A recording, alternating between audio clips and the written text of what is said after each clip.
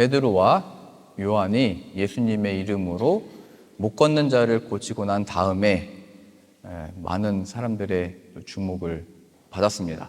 이 일로 인해서 대제사장들과 이 사두개인들이 또 이 종교 지도자들이 이 베드로와 사도들을 잡아서 공의 앞에 데려갔습니다. 그리고 협박하고 위협해서 더 이상 예수님의 이름으로 이러한 일들을 하지 말아라 이렇게 얘기를 했죠.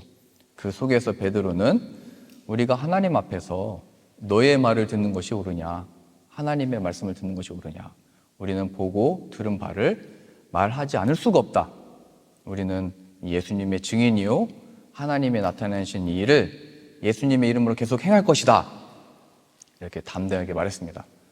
그때 이 유대 지도자들은 이 베드로와 이 사도들을 어떻게 하고 싶었으나 이제 사람들의 인기와 사람들의 관심과 사람들이 다 주목하고 있으니까 어떻게 하지를 못하고 그냥 풀어줬습니다. 그때 베드로와 이 요한, 이 사도들이 다시 돌아왔을 때 사람들이 다 같이 모여서 이제 한 목소리로 한 마음으로 소리를 높여 했던 이 찬양, 또 빌었다고 표현되어 있는데 하나님께 드렸던 기도의 내용입니다. 우리가 하나님의 허락하신 이 역사도 경험을 했고 어려움도 경험을 했고 복음 전하는 일로 인해서 어떤 특수한 상황 가운데 협박과 박해를 받았는데 그 속에서 무엇을 하나님이 만들어내시는지, 어떻게 보면 우리가 무엇을 경험했나 보다 그 경험 속에서 하나님이 무엇을 만들어내셨는지, 이게 더 중요한 겁니다. 2023년을 우리가 어떻게 살아왔고 뭘 했는지 보다 지금 이 마지막 날, 2023년도의 마지막 날 우리가 무엇을 고백하는지, 이 고백을 통해서 무엇을 나타내고 있는지, 우리의 마음이 어디에 있기를 원하시는지를 지금 오늘 이 고백을 통해서 다 나타내고 있습니다. 그 내용이 첫 번째가 이런 고백이 있었습니다. 같이 다시 한번 보시죠. 24절입니다. 사도행전 4장 24절이요. 그들이 듣고 한 마음으로 하나님께 소리를 높여 이르되 대주제여 천지와 바다와 그 가운데 만물을 지으신 이시오. 하나님이 이 온 천지 만물을 지으셨습니다. 이 하나님을 높이는 거죠. 여기 모든 것을 지으셨다는 내용에는 우리들을 하나님이 지으셨습니다. 이게 다 표현되는 겁니다.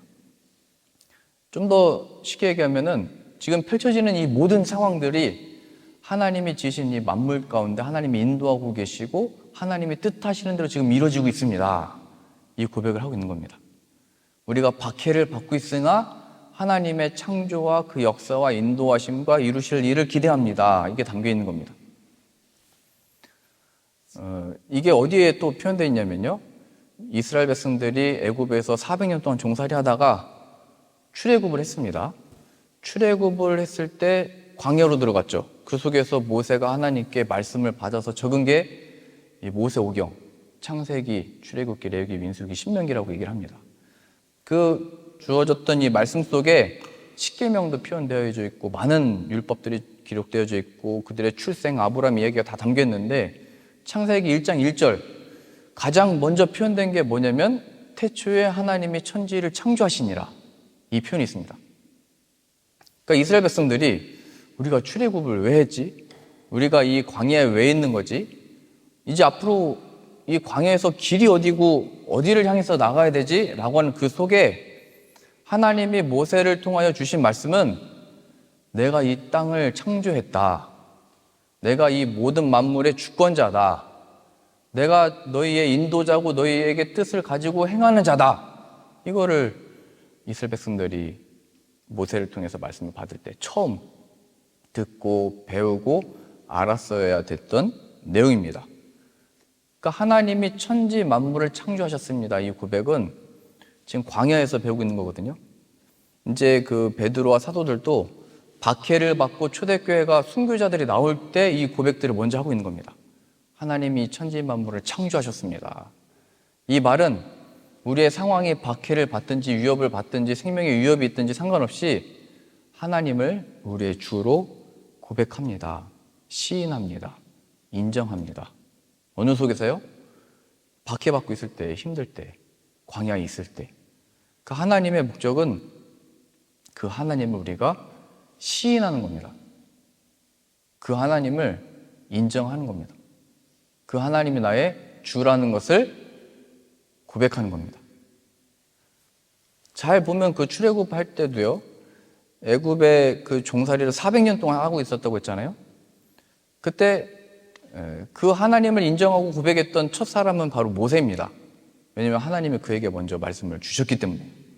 그래서 모세에게 주어진 사명은 하나님이 나에게 찾아오셔서 말씀을 주시고 이제 가나안으로 가라고 하셨는데, 이제 이 그 사명을 받은 이 모세는 이스라엘 백성들에게 가서 이걸 어떻게 설득해야 되지가 가장 큰 고민이었고 기도 제목이었고 그의 사명이었습니다. 하나님이 이스라엘 백성들에게 하신 약속이 있는데 그거를 다른 사람이 아니고 한 사람 모세에게 주셨습니다. 모세는 그 과정 속에서 하나님을 인정하는 고백들을 계속하게 됩니다. 그래서 그런 얘기를 하잖아요. 내가 이스라엘 백성들에게 갔을 때 누가 나를 보냈다고 말합니까? 당신의 이름이 뭡니까? 하나님께 물어보잖아요, 모세가. 그러니까 하나님의 말씀을 받지 않는 이스라엘 백성들 앞에 가서 하나님을 고백하고 시인하고 높였어야 됐습니다. 그게 그의 사명이었습니다. 그럼 이스라엘 백성들은 모세와 함께 출애굽을 해서 광야에서 그 속에서도 하나님이 말씀을 그때 받았다고 했잖아요. 천지 만물을 하나님이 지으셨다. 또 십계명을 주시고 만나를 하나님이 주신 법칙에 따라 먹었어야 됐고 하나님이 주시는 그 물을 먹었어야 됐고 만나와 메추라기를 먹었어야 됐습니다. 불기둥과 구름기둥이 이동할 때 걸었어야 됐고 멈췄을 때 텐트를 다시 치고 머물러야 됐습니다. 주님 말씀하시면 나아가고 뜻이 아니면 멈춰서는 것이 그때 이스라엘에게는 사명이었습니다. 이 광야의 생명이 하나님께 있다. 그리고 또 어떤 사람들은 눈 뜨고 보니까 가나안이었습니다. 그의 후손들이요. 눈 뜨고 보니까 하나님이 약속하신 땅에 이미 들어가 있고, 그럼 그들에게 주어졌던 사명은 우상이 그곳에 가득해 있었는데 그것을 다 깨부시고 하나님이 그들은 경험하지 않았지만 우리를 출애굽시키셔서 광야길을 걷게 하시고 이 땅에서 살게 하셨다. 하나님이 이 온 천지 만물을 창조하셨고 우리의 주가 되신다라고 하면서 이 우상들을 다 무찔러내는 것이 가나안 땅에 태어났던 사람들의 또 사명이었습니다. 그러니까 이게 조금씩 다 다르지만 모세는 이 말씀을 어떻게 하면은 이 사람들에게 전해서 같이 갈 수 있을까? 또 이스라엘 백성들은 이 광야에서 어떻게 살아남을 수 있을까? 이 생명을 어떻게 유지할 거냐? 뭐 어디가 길이냐? 그리고 가나안 땅에서 태어난 사람들은 여기서 하나님을 이제 어떻게 섬기고 어떻게 찬양하고 높일 거냐? 이게 조금 다 주어진 사명이 다르지만 내용은 하나입니다. 하나님을 인정하는 것, 하나님을 시인하는 것, 하나님을 고백하는 것.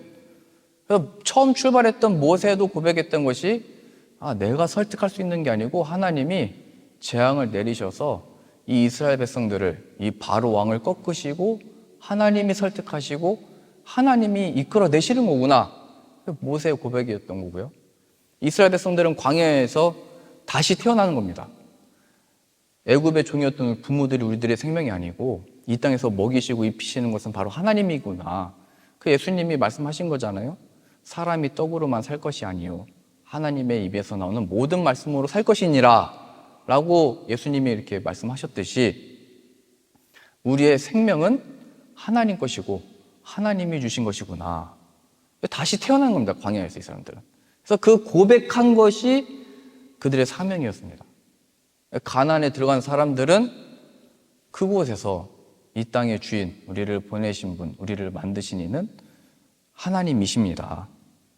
다 동일하게 내용과 하는 방식은 다 다르지만 똑같다는 거예요. 하나님을 시인하는 거, 고백하는 거. 뭐 우리가 다 모세처럼 될 수 없고 우리가 다 뭐 억지로 광야에 갈 필요도 없고 우리가 뭐 지금 가나안에 있는데 다시 뭐 이렇게 할 필요가 없는 겁니다. 각자 주어진 그 삶과 상황 가운데 하나님을 우리가 인정을 하고 시인하고 고백하고 있느냐, 이게 중요하다는 것을 보여주고 있는 겁니다.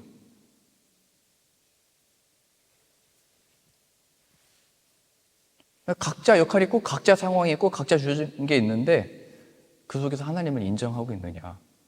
하나님은 온 하늘과 이 땅과 바다와 모든 것을 지으신 창조주이십니다. 나를 지으셨습니다. 나의 주인이십니다. 하나님의 뜻대로 인도하여 주옵소서. 이 고백이 바로 하나님이 만들어내시는 역사이고, 이 고백이 바로 하나님의 일하심의 어떤 하나의 그 증거가 되는 겁니다. 그 바울과 실라도 복음을 전하다가 옥에 잡혀가지고 매를 맞고 옷이 다 찢기고 발에 착고가 차여서 그 지하 감옥에 갇혀 있을 때 그들이 했던 게 뭐냐면 기도하고 찬양했다라고 했습니다. 그래서 그 옥에 갇혀 있었던 죄수들이 그 찬송의 소리를 들었다고 했습니다.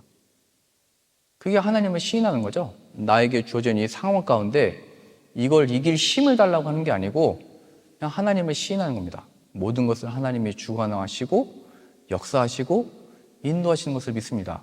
하나님의 여기를 우리를 두신 이유와 뜻이 있는 줄로 믿습니다.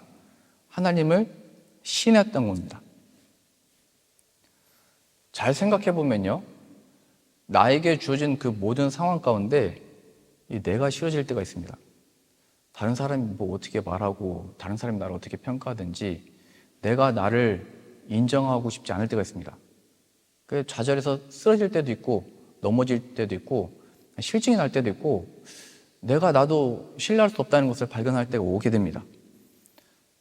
그래서 이게 자기 자신을 또 정확하게 보고 내 자신을 정말 어떤 존재인지 확인하려면 하나님이 어떤 존재인지를 먼저 알아야만 나를 알 수 있습니다.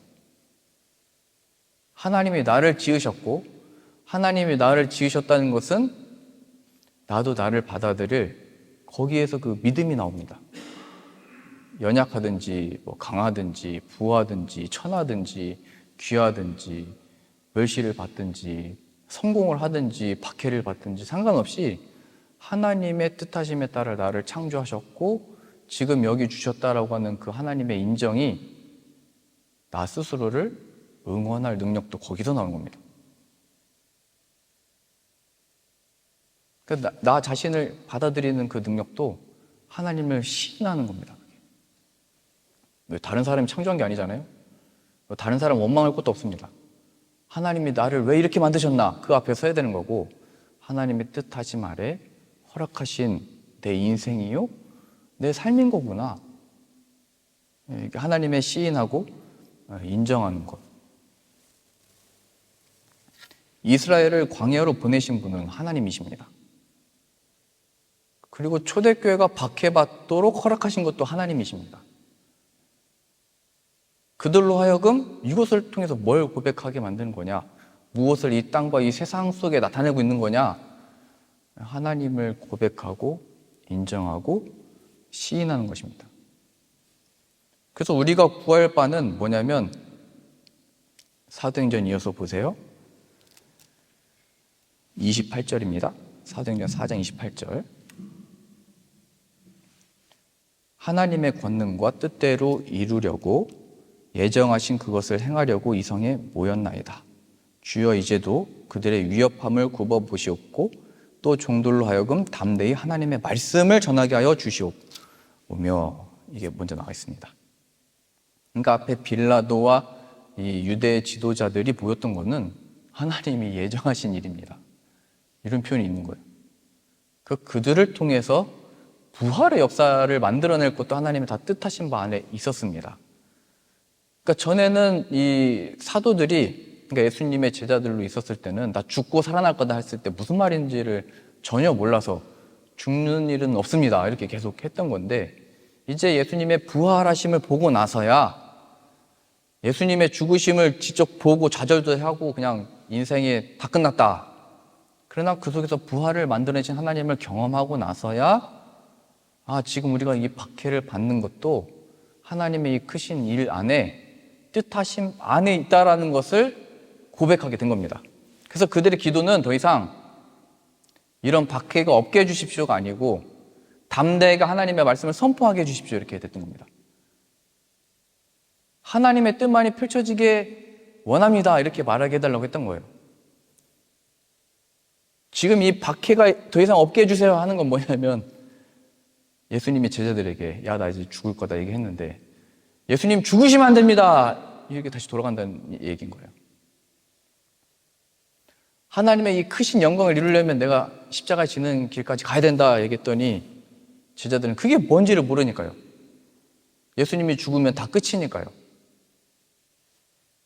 그래서 하나님의 이 크기와 크심과 이 신비의 역사를 알려면 예수님이 왜 죽으신 건지, 그 죽으심을 통해서 나타내신 부활이 뭔지를 먼저 알아야 됩니다.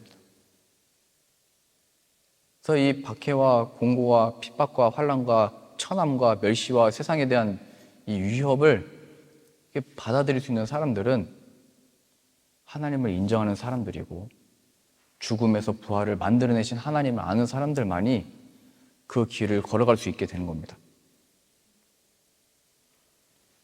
성령이 너에게 임하시면 너희가 권능을 받고 예루살렘과 온 유대와 사마리아와 땅끝까지 이르러 내 증인이 되리라 말씀하셨습니다. 성령이 너에게 임하시면 너희가 이길 거고, 너희가 다 꺾어버릴 거고, 너희가 승리할 거다, 뭐 이런 식으로 적들이 돌을 갖고 오면 내가 총을 주겠다 이렇게 말씀하시는 게 아닙니다. 나의 증인이 될 거다. 예수님의 증인이 된다는 것은 하나님의 뜻하신 바가 예수님 안에서 이루어질 겁니다. 이렇게 선포하고 다녔다는 거예요. 하나님의 뜻이 지금 이루어지고 있는 줄로 믿습니다. 고백했다는 거예요. 하나님의 그 뜻이 세상에서는 너희가 환난을 당하나 담대하라. 내가 세상을 이겼노라. 이렇게 말씀하셨잖아요. 사람들이 보기에는 우리가 눌리고 넘어지고 실패하고 끝난 것 같은 인생이나 그 하나님을 잊지 말라는 거예요. 태초에 하나님이 천지를 창조하셨다. 그 하나님이 우리를 지으셨고 넣으셨고 인도하고 계시고 이루실 것이다. 그게 예수님의 증인이 된 어떤 모습인 겁니다. 제가 읽어드리겠습니다. 고린도전서 4장 1절에 보면 이런 표현이 있습니다. 사람이 마땅히 우리를 그리스도의 일꾼이요 하나님의 비밀을 맡은 자로 여길지어다. 그리고 맡은 자들에게 구할 것은 충성이니라. 이렇게 표현되어 있습니다. 고린도 교회는 많은 은사들이 있고 많은 능력이 있고 부하다라고 했던 교회였는데, 부패하여지고 타락하여지고 저런 안 좋은 교회가 어딨냐 이렇게 다 평가를 받았던 교회입니다. 서로 다 싸웠습니다. 계속. 그 속에서 그럼 이 바울은 뭐라고 얘기한 거냐면, 그러나 하나님이 너희들을 그곳에 세웠으니까 그 상황을 보고 실망하거나 실족하거나 낙심하거나 교회 떠나지 말고 너희 자리를 지켜라 이렇게 얘기한 겁니다. 왜냐하면 하나님이 세우셨고 하나님이 만들어 가시고 하나님이 이루시는 교회이기 때문이다. 맡은 자들에게 구할 것은 충성이니라. 쉽게 얘기하면 성실하게 너에게 주어진 일들을 행해라. 내가 교회를 어떻게 바꾸겠습니다. 내가 어떻게 이제는 똑바로 하겠습니다. 이런 차원이 아니고 너에게 맡겨진 일, 이 교회의 주인이 하나님인 것을 고백을 하고 너의 자리를 지켜라. 충성하라. 우리가 쉽게 얘기하듯이 이게 싸우는 교회에 있으면 이 교회가 이래서 되겠냐 이런 말을 쉽게 합니다. 근데 하나님이 우리를 이 교회의 몸으로 예수님의 지체로 이 교회에 두셨다는 것을 안다면 그런 말을 쉽게 할 수가 없습니다. 가슴 아파해야 되고, 하나님이 나를 여기 두신 이유를 알고 함께 기도하고 이 교회가 예수 그리스도의 보혈의 능력으로 하나 되고 세워지기를 바라는 마음으로 기도할 수밖에 없는 겁니다. 맡겨진 자들에게 구할 것은 충성이다. 저 사람 자꾸 저러는데 어떻게 좀 해주시고, 이 사람은 진짜 꼴보기 싫은데 좀 어떻게 좀 해주시고, 정말 믿음으로 하고 있는 저 사람들은 왜 안 되고 왜 자꾸 저런 사람들만 잘 되고 그런 마음들 속에 충성, 하나님이 허락하신 이 지체들에게 복을 내려주셔서 예수님의 보혈의 능력으로 주님을 함께 바라보고 하나님을 고백하며 인정하며 시인하며 함께 주님을 찬양하는 교회 되게 해주십시오. 그래서 교회 안에서 교회가 이래서 되겠냐, 이스라엘 백성들을 보자면 이게 광야가 무슨 하나님의 인도하심이냐, 여기서 뭘 먹고 지내냐, 어디로 가야 되냐, 우리의 인생이 지금 이게 하나님의 인도하심을 받는 게 맞냐, 이게 똑같다는 얘기예요. 하나님이 우리를 광야에 두셨으면 주님이 이 모든 만물의 창조자이심을 믿습니다.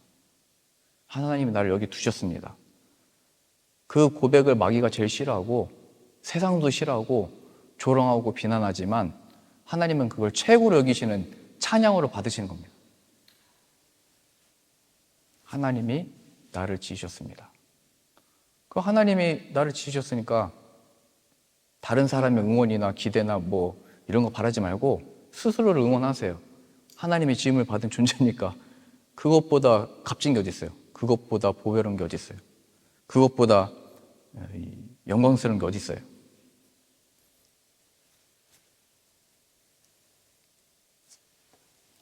우리 이어서 보시죠. 29절입니다. 사도행전 4장 29절이요. 주여 이제도 그들의 위협함을 굽어 보시옵고 살피셔서 종들로 하여금 담대히 하나님의 말씀을 전하게 하여 주시오며 이 길 끝까지 걷게 해주십시오.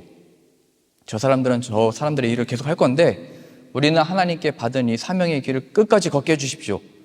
그 사명은 이제 30절 정확하게 나옵니다. 손을 내밀어 병을 낫게 하시옵고 표적과 기사가 거룩한 종 예수의 이름으로 이루어지게 하옵소서. 이게 중요합니다. 예수님의 이름으로 병고침의 역사와 표적과 기사, 하나님이 하시는 살아계심의 역사가 예수님의 이름으로 나타나게 해주십시오.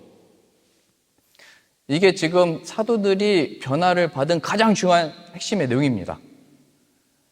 예수님이 잡혀가시기 전의 고백과 그리고 죽으시고 부활하셔서 성령을 받고 난 다음에 가장 큰 신앙 고백의 내용이 바로 이거예요. 그 전에도 예수님은 찾았고 예수님과 함께 있었지만 예수님을 통한 자신들의 어떤 능력을 구했다면 이제는 자신의 능력이 아니고 자신의 어떤 하나님 앞에 어떻게 쓰임받을 수 있을까라고 하는 어떤 효용성, 실효성, 어떤 자신의 어떤 재능이나 능력이 아니고 예수님의 이름으로 이러한 능력들이 일어나게 해주십시오 구했다는 겁니다. 전에는 우리가 여기 있으니 우리의 능력을 사용하셔서 하나님이 역사해 주시고 나타내 주시고 사용해 주세요. 여기에서 이제 예수님의 이름으로 여기로 바뀌게 된 겁니다. 이 차이가 굉장히 중요한데요. 이 저는 내가 실패하면 그냥 좌절하는 겁니다. 근데 여기 지금 말한 이 고백은 순교하면서도 얼굴에 빛이 나면서 죽게 되는 겁니다.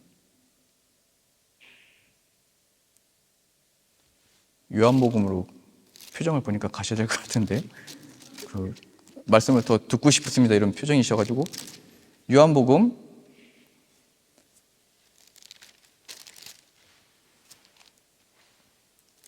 14장입니다. 자, 예수님이 십자가를 지셔서 죽기 전에 이 말씀을 하셨습니다. 요한복음 14장 12절이요. 내가 진실로 너에게 이르노니 나를 믿는 자는 내가 하는 일을 그도 할 것이요 또한 그보다 큰 일도 하리니 이는 내가 아버지께로 감이라. 여기서 중요한 거는 예수님이 하신 일을 우리도 똑같이 죽은 자도 살려내고 예수님이 못하신 일도 다 할 수 있다 여기에 초점이 있기보다는 내가 아버지께로 간다. 이게 중요한 표현입니다. 지금 내가 아버지께로 간다. 13절이요. 그래서 이게 무슨 의미냐면 너희가 내 이름으로 무엇을 구하든지 내가 행하리니 이는 아버지로 하여금 아들로 말미암아 영광을 받으시게 하려 함이라.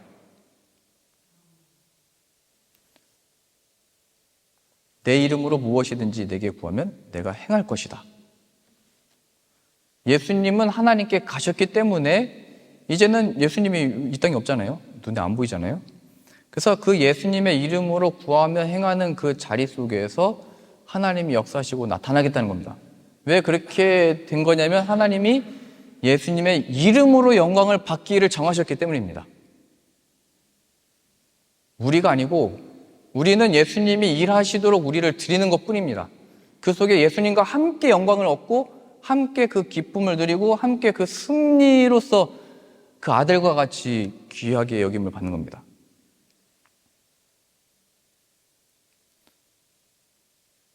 예수님은 하나님께 가셨고 이 예수님이 없는 이 시대 속에 예수님의 이름으로 기도도 하고 예수님의 이름으로 축복도 하고 예배도 하고 하는 이 모습 속에 하나님의 영광을 받으신다는 겁니다. 그러니까 예수님의 이름은 부끄러운 것도 아니고 감춰야 될 것도 아니고 숨겨야 될 것도 아니고 기쁨이고 이 세상의 담대함으로 우리가 말할 수 있는 겁니다. 13장 36절이요. 요한복음 13장 36절이요. 시몬 베드로가 이르되 주여 어디로 가시나이까? 예수께서 대답하시되 내가 가는 곳에 내가 지금은 따라올 수 없으나 후에는 따라오리라. 베드로가 이르되 주여 내가 지금은 어찌하여 따라갈 수 없나이까? 주를 위하여 내 목숨을 버리겠나이다. 예수께서 대답하시되 내가 나를 위하여 내 목숨을 버리겠느냐? 내가 진실로 진실로 내게 이르노니 닭 울기 전에 내가 3번 나를 부인하리라. 예수님이 가시겠다고 하신 곳은 하나님께 자꾸 간다고 한 건데 그 하나님께 가는 방법이 십자가에 먼저 가는 거다. 그래서 이 십자가를 통과하지 않고는 하나님께 갈 수 없으니까 너는 지금 못 따라온다 이 베드로야. 너 3번 부인할 거다. 뭐 호언 장담하지 말고 너 열정으로 그거 하지도 말고 너 그 네 능력으로 너의 그 힘으로 할 수 있는 게 아니다. 이렇게 계속 말씀하신 거거든요. 그러니까 베드로도 못 온다고 그러고 베드로도 부인할 거라고 하니까 제자들은 더 걱정했겠죠. 베드로도 못 가면은 우리는 저런 힘이나 능력이나 열정도 더 작아 보이는데 우리는 어떻게 가야 되지? 14장 1절을 보세요. 너희는 마음에 근심하지 말라. 다 근심에 빠진 겁니다. 하나님을 믿으니 또 나를 믿으라. 내 아버지 집에 걸 곳이 많도다. 그렇지 않으면 너에게 일렀으리라. 내가 너희를 위하여 거처를 예비하러 가노니 가서 너희를 위하여 거처를 예비하면 내가 다시 와서 너희를 내게로 영접하여 나 있는 곳에 너희도 있게 하리라. 내가 어디로 가는지 그 길을 너희가 아느니라. 5절입니다. 도마가 이르되 주여 주께서 어디로 가시는지 우리가 알지 못하거늘 그 길을 어찌 알겠습니까? 지금 당시에 무슨 말씀을 하시는지 알 수가 없습니다.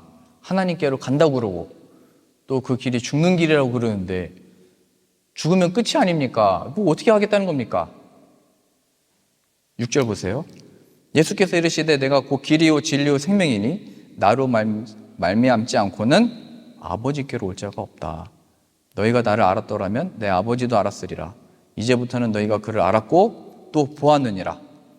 내가 곧 길이고 진리고 생명이니까 내가 행할 바 그걸 봐라.